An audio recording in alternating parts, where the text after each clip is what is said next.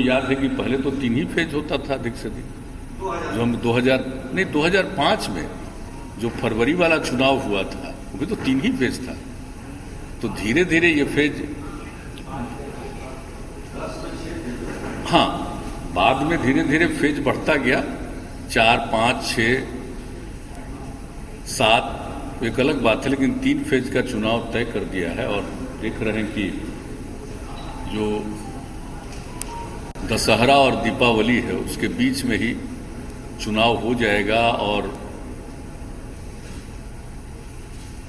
Result भी आ जाएगा, गिनती भी हो जाएगी और रिजल्ट भी आ जाएगा। तो अच्छी बात है, हम लोग स्वागत करते हैं, होना भी चाहिए समय पर।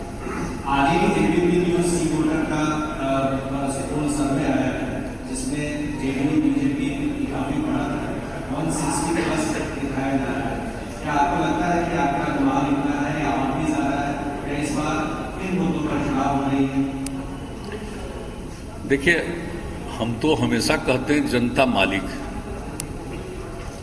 जनता को तय करना है कि उसको किसको मौका देंगे, किन लोगों को मौका देंगे, तो जनता मालिक है। लेकिन अब तक जो हम लोगों ने देखा है, जनता की जो इच्छा है, जो रिस्पॉन्स है, जो 2005 से हम लोगों को मौका दिया है और हम लोगों ने जो काम किया है, तो उसके बाद तो आप देख रहे हैं कि हर बार चाहे किसी भी प्रकार का ओपिनियन या बहुत लोगों की राय आती रही है, लेकिन अंतोगत्वा तो जनता को भरोसा है और अब तक काम किया है। जनता फिर भरोसा देगी तो काम करते रहेंगे और आगे भी जो काम करने के बारे में हम सोच रहे हैं, अगर आप लोग चाहिएगा तो भी हम बताएंगे, लेकिन वो संक्षेप में बताएंगे, फिर उसका तो डिटेल जानकारी देंगे। हमेशा उसका अनुपालन करते रहे हैं, उसको क्रियान्वित किए हैं और उसका नतीजा देख लीजिए, चाहे वो शिक्षा का क्षेत्र हो, स्वास्थ्य का क्षेत्र हो, आधारभूत संरचना का क्षेत्र हो, राज्य की पूरी आमदनी का क्षेत्र हो, लोगों की आमदनी का मामला हो, हर चीज में वृद्धि हुई है। और जो इस कार्यकाल में जिसका समय अब समाप्त हो रहा है और नया चुनाव होने वाला है, तो इस बीच में जो कुछ भी हम लोगों ने कहा था, हमने 7 निश्चय के माध्यम से जो निर्णय लिया और एक एक चीज का हम लोगों ने ऐलान कर दिया है कि 7 निश्चय का जो हम लोगों ने किया, किस तरह से इसको हम लोगों ने क्रियान्वित किया है और उसके बाद जो कुछ भी है और जो काम है, बहुत सारे काम हो गए, काम प्रारंभ हो गए, बहुत सारा काम पूरा हो गया, प्रोसेस में पूरा हो गया। जैसे हम लोग इंस्टीट्यूशन बनवा रहे हैं, हर जिले में इंजीनियरिंग कॉलेज, पॉलिटेक्निक संस्थान, जीएनएम संस्थान, पैरामेडिकल संस्थान, ये सब बनवा रहे हैं, और महिला आईटीआई, हर अनुमंडल में आईटीआई, तो इस तरह से, और एएनएम संस्थान, ये सब काम कर रहे हैं। तो बड़े पैमाने पर सब काम शुरू हो गया और बिल्डिंग का भी कंस्ट्रक्शन बहुत जगह हो चुका है, अनेक जगहों पर हो रहा है। कई बार आदमी कुछ भी चाहता है, कुछ जगहों पर तो मान लीजिए जगह मिलने में विलंब होता है, लेकिन अब तो वो समस्या नहीं, सब जगह हो रहा है। नए मेडिकल कॉलेजेस का निर्माण, तो इन सब चीज़ों पर जो काम हुआ है, सारे संस्थानों का निर्माण, और फिर युवाओं को जो हम लोग प्रशिक्षण दे रहे थे आगे पढ़ने के लिए, ग्रेजुएशन से वो आगे पढ़ें, उच्च शिक्षा को प्राप्त करें, इसके लिए हम लोगों ने जो कुछ भी काम शुरू किया, ये सब आप देख रहे हैं कि कितना अधिक संख्या में लोग इसका लाभ ले रहे हैं। 7 निश्चय में कोई भी चीज पेंडिंग नहीं है, हम लोगों ने सब पर क्रियान्वयन कर दिया है।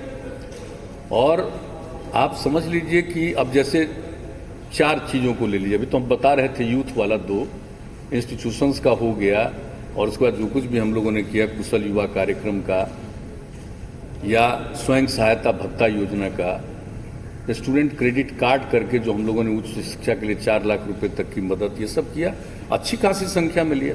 और जो कुशल युवा कार्यक्रम किया, 10 लाख से ज़्यादा युवाओं ने प्रशिक्षण लिया है।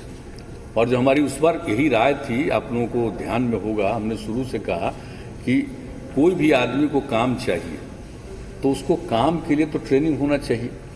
तो उसके लिए जो कुछ भी हम लोग उसको ट्रेनिंग का इंतजाम किए, बेहतर संवाद करो, हर तरह से बात हो, तो एक एक चीज़ पर जो भी काम किया, कंप्यूटर पर काम करना सिखाए, तो एक एक चीज़ उसका लाभ 10 लाख लोगों ने लिया।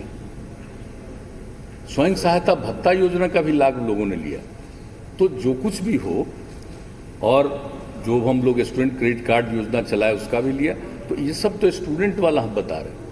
इस वक्त महिलाओं को 35% का जो आरक्षण था हर क्षेत्र में सरकारी सेवाओं में, अब कितनी महिलाओं का नियोजन होने लगा। पुलिस वाले में अगर देख लीजिए तो जितना पुलिस में अब महिलाएं बिहार में आ रही हैं उतना शायद ही किसी राज्य में। तो हर तरह से काम किया।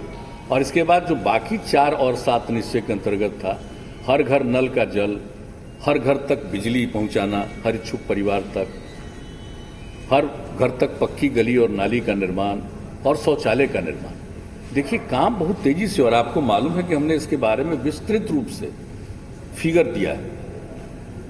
और आप लोग चाहिएगा तो हम उसको फिगर को जो अब हम है रिलीज भी कर देंगे अपनी तरफ से। आज जो हम बात कर रहे हैं सारे फिगर्स, और जान लीजिए कि अक्टूबर तक वो जो कुछ भी हमने घोषणा की वो हो ही जाएगा। और जहां तक शौचालय वाली बात है वो लगभग पूरा हो गया। और बापू जयंती के अवसर पर 2 अक्टूबर से वो समझ लीजिए कि उसका पूरे तौर पर वो काम पूरा हो जाएगा। सामुदायिक भी हम लोगों ने बनवाया है, जिसको अपने घर में, घर ऐसा है नहीं बचे गरीब लोगों को, तो सामुदायिक भी बना दिया हम लोगों ने। और बना करके एक एक चाबी उसको दे दिया कि उसको आप देखिए। शहरों में भी किया, तो अभी हाल ही में आपने देखा कि कितना उसका हम लोगों के द्वारा उद्घाटन हो गया। तो एक एक चीज का काम, और आप समझ लीजिए कि ये सब काम किया है। और इस प्रकार से और भी कई योजनाएं जो हम लोगों ने चलाई 18 में, इसके अलावे भी 7 निश्चय के अलावे जो बहुत सारा काम हम लोगों ने शुरू करवाया वो भी बहुत तेजी से काम हुआ। इसलिए जो कुछ भी काम और पहले का भी काम, अब सड़क वाले में देख लीजिए कि सड़क वाले में पहले हम लोगों का था राजधानी पटना सुदूर इलाके से चलकर 6 घंटा से ज़्यादा समय नहीं लगे, और उसके बाद हम लोगों ने लक्ष्य रख दिया 5 घंटा का समय रखें।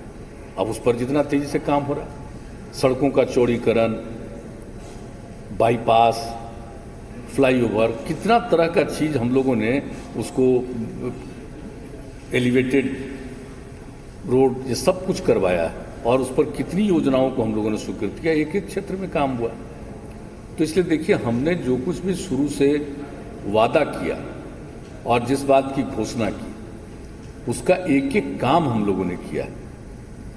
और इस बार भी जो हम 7 निश्चय का बता दिए और कई योजनाओं के बारे में जो भी काम किया उसका कितना लाभ लोगों को हुआ, महिलाओं के लिए कितना किया कि भाई घर में अगर लड़की पैदा हो तो खुश होना चाहिए, तकलीफ में नहीं जाना चाहिए। और उसके लिए जो जो और नई नई स्कीम हम चला करके दिए उसका सबको लाभ कितना मिल रहा। पिछली बार चुनाव में जब आप गए थे तो 7 निश्चय आपने उसको डिवाइस किया था, प्रोग्राम किया था, जिसको आपने अदर एलायंस में अडॉप्ट किया। इस बार क्या आप वैसा ही कुछ करने वाले हैं अगले 5 सालों के लिए? मेरा दूसरा सवाल आपसे है कि जब भी विधानसभा चुनाव लड़े हैं तो उसका इतिहास ये रहा है कि आप बीजेपी से ज्यादा सीटों पर चुनाव लड़े हैं। तो क्या आपकी आकांक्षा है कि लोकसभा में आप बराबरी पर लड़े, इस बार आपको ज्यादा सीटें मिलनी चाहिए? तीसरी बात है सर, क्या आपको लगता है कि रामविलास पासवान की अब आपको एनडीए में कोई जरूरत नहीं रही? देखिए आपने जो पहला प्रश्न किया कि जैसे पिछली बार 7 निश्चय पर चले तो आगे आपका क्या है, ये बहुत ठीक आपने पूछ दिया। हम आपको बता देते हैं कि जैसे पिछली बार हम लोगों ने 7 निश्चय जो पहला चलाया वो पहला 7 निश्चय, अब अगर मौका मिलेगा तो दूसरा 7 निश्चय के बारे में हमने सोच लिया। उसी तरह से योजनाएं सब लोगों के लिए 7 निश्चय 2, 7 निश्चय 1, उस पर तो हम क्रियान्वित कर दिए। और एक बात हम बता देते हैं, जो हम 7 निश्चय 2 की बात कर रहे हैं उसमें हमने यह भी प्रावधान रखने के बारे में निर्णय किया है, मन है मेरा, कि भाई जो भी हम काम कराएंगे उसका अनुरक्षण होगा, मेंटेनेंस होगा। ऐसा नहीं है कि हम किसी के लिए कुछ बना दिए, हर घर नल का जल दे दिए, उसका मेंटेनेंस अगर नहीं हो, हर घर तक पक्की गली और नाली का निर्माण कर दिया, उसका मेंटेनेंस नहीं हो, बिजली का कनेक्शन दिया, उसका मेंटेनेंस नहीं हो, ये ठीक बात नहीं है। शौचालय वगैरह कर, तो हर चीज का मेंटेनेंस जैसे हमने पहले ही से कर दिया, सड़कों का और पुलों का मेंटेनेंस के लिए हमने पॉलिसी बना दी और उसके हिसाब से कहा। और इसको हम तो एकदम बिल्कुल इसको लोक शिकायत निवारण कानून के अंतर्गत भी डाल दिए। ताकि अगर कोई गलती करेगा, मेंटेन नहीं करेगा, अनुरक्षण नहीं करेगा, तो न सिर्फ अनुरक्षण किया जाएगा बल्कि इसके लिए जिम्मेदार व्यक्ति के ऊपर कार्रवाई भी की जाएगी। तो एक बात हम जो बताएं, तो अब भी पुनः एक और 7 निश्चय के बारे में हमने सोचा। अगर आप कहिएगा तो उसके बारे में हम कुछ बताते जो हम सोचे संक्षेप पे, उसका डिटेल तो फिर हम रिलीज करवाएंगे, उसका एक एक आइटम और उस तरह से करके। अभी मोटे तौर पर जो हमने सोचा है, और इसके बारे में ऐसा मत समझिएगा, हम जो काम कर रहे हैं तो हम फीडबैक लेने की भी कोशिश करते हैं कि लोगों के मन में क्या है। हम अगर कोई काम करवा रहे हैं तो पहले कुछ नहीं था, अब काम हो रहा, तो लोगों की इच्छा होती है कि हमारा और ये काम होना चाहिए। तो इसको भी इतने दिनों पर काम करते हुए हमने जो आकलन करने की कोशिश की और एक तरह से कहिए कि उसके बारे में फीडबैक लेने की कोशिश की, तो उसके बाद अब मेरे मन में आया कि साहब हम लोगों को पुनः एक और 7 निश्चय, इसके बाद दूसरा फेज 7 निश्चय का हम लोगों को शुरू करना है। और हम लोगों को सक्षम बिहार, स्वावलंबी बिहार, सक्षम बिहार, स्वावलंबी बिहार, और इसके लिए 7 निश्चय, दूसरा 7 निश्चय सेकेंड फेज शुरू करेंगे। और पहला है यूथ के लिए हम लोगों ने सोचा है, पहला है हमारा युवा शक्ति बिहार की प्रगति। अब उसमें युवाओं को, एक तो सबको मालूम है कि भाई राज्य सरकार में या कहीं भी केंद्र सरकार हो या किसी भी राज्य में हो, हर एजुकेटेड व्यक्ति को या किसी को भी, सबको तो सरकारी नौकरी नहीं मिल सकती, उसकी तो एक सीमा है। लेकिन उनकी ट्रेनिंग इतनी होनी चाहिए, न सिर्फ एजुकेशन बल्कि उसके अलावे उनकी ट्रेनिंग इस तरह से होनी चाहिए कि साहब उनको काम मिले, हर प्रकार का काम मिले। इसके लिए जो हम प्रशिक्षण का काम कर रहे हैं उसमें और सुधार लाएंगे। जो नई टेक्नोलॉजी है उसके बारे में, जैसे हमने कहा कि भाई कंप्यूटर पर काम करना सीखिए, तो प्राइमरी चीज थी। अब इसको बढ़ा करके, यानी नई टेक्नोलॉजी के हिसाब से उनको पूरे तौर पर ज्ञान हो और इतनी उनको जानकारी हो कि उनको कोई ना कोई काम जरूर मिले, और उनको और भी बेहतर हम एजुकेशन इस प्रकार से दें कि वो पूरे तौर पर अपनी पढ़ाई करने के बाद उनको और बेहतर प्रशिक्षण हम दे दें। तो एक तो उसका ये काम होगा कि संस्थानों में हम गुणवत्ता बढ़ाएंगे ताकि और बेहतर उनकी पढ़ाई हो जाए और उसके ऊपर बाद में ट्रेनिंग दिया जाए। हर जिले में मेगा स्किल सेंटर, मार्गदर्शन, नई स्किल में प्रशिक्षण, जिसका हम जिक्र कर रहे हैं, उस तरह का कुछ करेंगे। हर प्रमंडल में टूल रूम, स्किल एवं उद्यमिता हेतु नया विभाग बनाएंगे, यानी लोगों का स्किल करना, उद्यमिता को बढ़ावा देना, इसके लिए एक अलग डिपार्टमेंट हम लोग बनाएंगे। ITI और पॉलिटेक्निक सहित सब में नया विभाग, हम सबको, यानी उसमें ITI को भी डालेंगे, पॉलिटेक्निक इंस्टीट्यूशंस को भी डालेंगे। जितने प्रकार का हम प्रशिक्षण करते हैं, इन सब लोगों को बेहतर प्रशिक्षण के लिए एक डिपार्टमेंट बनाएंगे हम लोग। स्किल एवं उद्यमिता हेतु नया विभाग, एक विभाग बना करके, और उसके माध्यम से इस तरह से लोगों को एजुकेशन के अलावे उनका प्रशिक्षण हम पूरे तौर पर करें ताकि उनको काम मिल